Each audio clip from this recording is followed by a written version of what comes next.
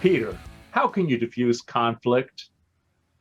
Conflict, one of the fastest ways to resolve it is when somebody says something, even when you completely and utterly disagree with it, or maybe you're finding yourself getting truly angry, pissed off, is to simply take a quick, long, slow, deep breath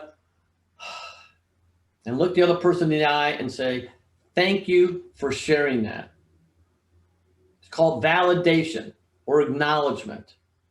And in the realm of divorce in particular, and this can apply to any type of conflict, when you simply acknowledge the fact that the ex to be, has just said something by saying, thank you for sharing that, the ex knows you've heard him or her. And it has a calming effect on what's going on. And I will always remember the first time ever I applied this. I made the commitment to remain calm no matter what.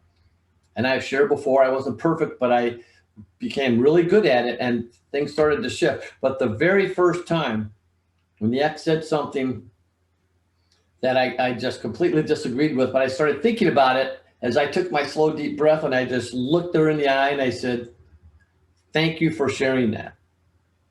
And she was shocked. She didn't know what to do. It became quiet. And if we had continued the way we were going before, boom, it would have gotten worse. You definitely did not react. No, reacting in that scenario just makes things worse. Peter, what's the lesson in the story you just shared? Well, the lesson is when you have the awareness for how important it is to stop reacting and how important it is to validate what the other person has said.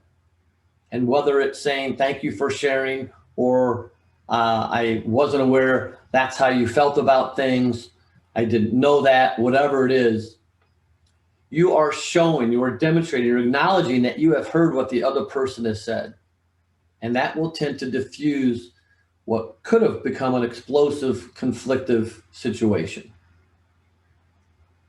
I like that.